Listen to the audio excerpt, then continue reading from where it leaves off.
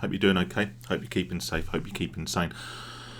I want to talk about something in this video which is going to be quite an emotional subject. It's also, more poignantly, something I've never spoken about before on this channel, or indeed to anyone outside of my immediate circle of friends and family. I haven't done that for a specific reason, and it's also the reason that the title of this video is going to be sort of disconcertingly vague, and I'll sort of come on to explain why that might be shortly.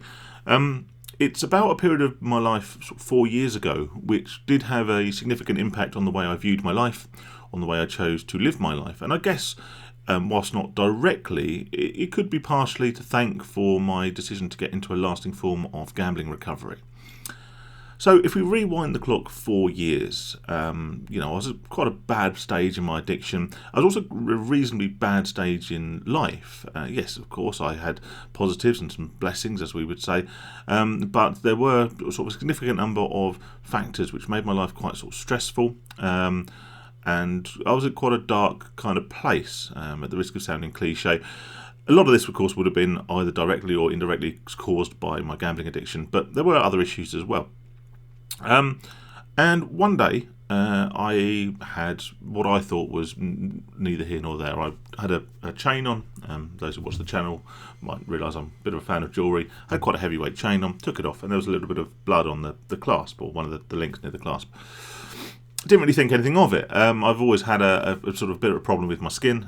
Do get sort of spots and that flare up every now and then, as someone kindly pointed out over the weekend. So I just thought, I obviously had a little spot on my neck, and it's just caught that and whatever. So I sort of, wiped off any blood and just kind of left it sort of to heal over, and okay, fine, absolutely fine. Didn't wear jewellery for a couple of days, and sort of jobs are good, and also I thought. Then it happened again. Only this time there was a bit of skin came off it. Anyway, I'm going to fast forward a little bit, right? I thought this is a spot that's got caught on my chain, caused a little bit of bleeding, whatever, and that I hadn't allowed it to heal. So I kind of just went on my merry way.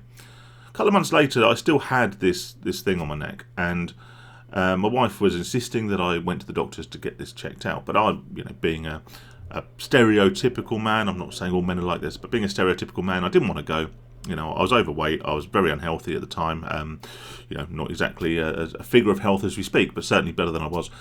And I didn't want to go, I didn't want to get lectured, and I still had it in my head that this was just a circumstantial, little growth that had come off the back of, an unfortunate incident involving a heavyweight silver chain and a small spot.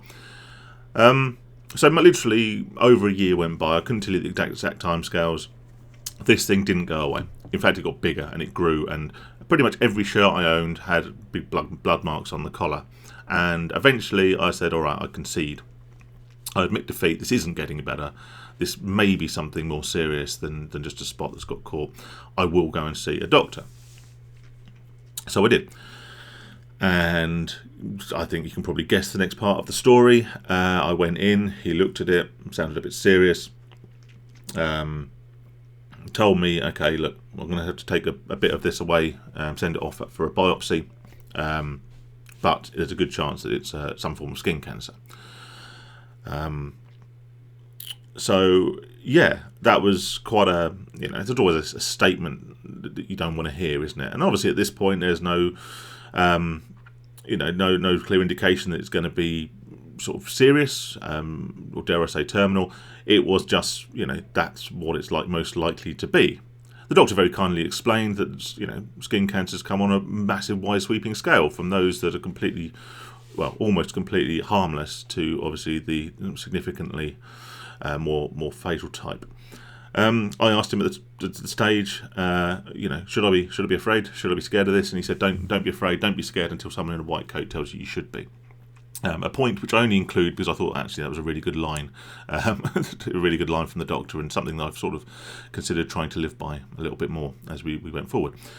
So then the waiting started. Now bear in mind that all the time up to this point, I had this appointment that my wife had been badgering me, telling me I need to get this checked out, I need to get this checked out. It isn't getting better. It isn't getting better. It's getting worse. And implying that, if it was something serious, the longer I leave it, as the doctor also then went on to explain, the longer you leave it, the harder it is to do something about. And I think you can probably see a parallel growing here. So anyway, the biopsy came back. I had to pop in the doctor, so he wanted to talk to me. And okay, the bad news, yeah, is it was a form of skin cancer, but it was what was known as a basal cell carcinoma, which anyone knows has had one of these, has known someone who's had one of these, or has a medical knowledge will know that actually that's not particularly dangerous. It can become a little bit more dangerous if it goes untreated for huge amounts of time, but it is a relatively minor thing in the grand scheme of cancers. It's it's something that is generally reasonably easily operable. It's very, very rarely any life-threatening, and in most instances removal will sort the problem out. Because I had waited so long to get this thing checked out, however, it wasn't going to be a very straightforward and simple operation. It would be something where I'd need quite a substantial anaesthetic, albeit not a general one, and I'd need to go in for surgery. So I did.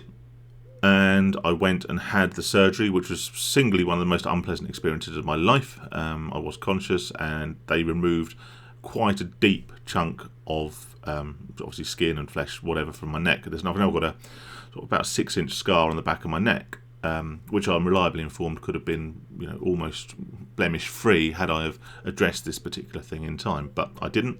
I avoided confronting the issue, and therefore it became quite a major operation, and leaving quite a significant scar. The good news is that I had another biopsy a couple of months later, and that showed that everything was absolutely fine, absolutely clear, and it hadn't spread to any other organs or anything else, which is fine. And the reason I didn't use the C word in the title of this video is because I think that would be in some way piggybacking off the plight and the pain suffered by those who are experiencing much more severe and serious forms of cancer, which aren't just a case of a simple operation and they're gone. People who are going through chemo and through these real horrific treatments to sort of treat more aggressive forms. So I didn't want to use that word because I think actually that would be disingenuous, whilst technically correct, would be playing on the power that word carries. So that didn't, however, affect the psychological impact it had on me. That period between having this bit of my skin sent off for a biopsy and having the results back and being explained what a BSC was, that was one of the most fearful times of my life, because you only hear this word normally in quite extreme circumstances. So it kind of got me thinking, and look, this is the point at which, right, in one of these sorts of stories, you tell about a sort of a revelation or an epiphany about how short life can be, and I'm not going to say that because I didn't go down that route. Annoyingly, the route I went down was, my wife was right. I should have done something about this. I was scared about confronting it because if you have something and you can remain blissfully ignorant and blissfully unaware, or you can confront it, as I did eventually, under much haranguing. I confronted it, and then I had to then face up to the uncomfortable truth of what I might find out.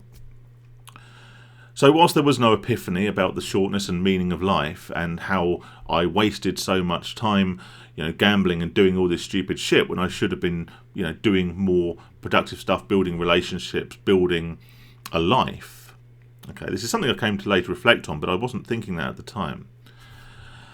What it did teach me is that if there is a problem, simply burying your head in the sand will not get rid of that problem. And, the ostrich is a good case in point. But anyway, I started speaking about it in my series of financial recovery videos, where I talk about my gambling debt and I talk about the financial recovery and how that recovery could only start in earnest once I, tore off the band-aid, so to speak, and actually looked at the situation I was in. The situation I was in was terrible financially, but if I wasn't able to write down all my debts and concentrate on it and look at the big scary number at the bottom and have that realization, well, this is where I am. This is the situation I have to now get myself out of. If I'd continued to ignore that, then the situation just would have got worse and worse and worse in terms of interest, possibly further borrowing if it became available. And it wasn't until I faced up to the reality that I could then do something about it. Gambling as a whole was also the same. I've known for years that I had a problem with gambling. I knew my relationship with gambling was a bad relationship. In the same way that I knew this thing on my neck wasn't going away and it wouldn't stop bleeding and it wasn't getting better, it was getting worse. I knew this for a long, long time before I genuinely decided, right, I need to confront this. I want to confront this because I want to do something about it. And whilst, the health issue, as I should now refer to it, was me being pressured into seeing a doctor by my wife, my confronting of my addiction was purely, thankfully, off my own bat because I was in denial to others. So, to draw a parallel, and you know how I love drawing a parallel with things, had I not have eventually gone to see a doctor, this would not have got better. This lump on my neck would not have got better. It would have probably continued to get worse. Best case scenario, it would have meant the operation was even more severe. I'd have an even bigger scar and it would have been even more painful and unpleasant in recovery. Worst case scenario, we can imagine, whilst the potential fatalness, if that's a word, of this particular form of skin cancer was relatively minor, I can imagine if it went untreated for a significant amount of time, it could have caused other complications, it could have spread or whatever, right? So if it's taught me something, it is that if you have a problem, you have to look at it. You can't hide from it. You have to deal with it. And the longer it takes to deal with, the greater the problem you're likely to experience, and the harder it's going to be, and the bigger the scar is going to be, both either physically or indeed metaphorically. I have, in time, learnt to use that experience as that epiphany moment, albeit not the massive beam of sunshine and whatever moment, right? I have learnt to sort of harness that as a sort of thought about how I live my life and how I spend my time. But in the short term, like I say, it was merely a lesson in acting before things get too serious, a stitch in time and all of that sort of thing. So if you are experiencing gambling problems, if you're experiencing gambling debt, if you're experiencing any kind of problem, and dare I say it, mainly to the men watching this, if you are worried about your health in any way, shape or form, then go address it, face up to it. Ignoring it doesn't make it go away. Ignoring it just means that it's probably getting worse in the background. And I'm not preaching here because I am one of the worst at facing up to health things. I hate going to the doctors, I hate going to the hospital, I hate having tests.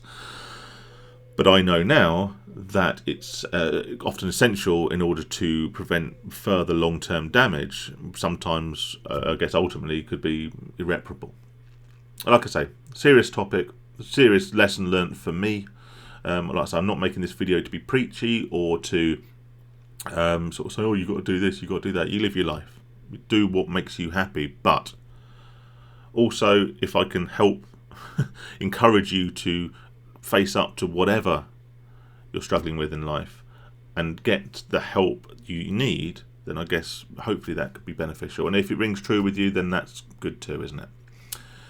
Stay safe, stay sane. Hopefully I'll put another financial based video this week. I'll also try and think of something a little bit more lighthearted to talk about to balance out all the doom and gloom. But I guess if we take a positive away from it, it's that at a time where I had that form of disease, where I had that much debt, and where I was probably at the worst point of my gambling life, to now I'm alive, I'm here, I don't have that thing anymore, I don't have a gambling addiction anymore. That's a lie, I probably do have a gambling addiction, but I'm not gambling, and my finances are in recovery. So yes, I guess there is a positive ending to this video, and I shall leave it there. I say stay safe, stay sane, have a great week, and I'll speak to you all soon.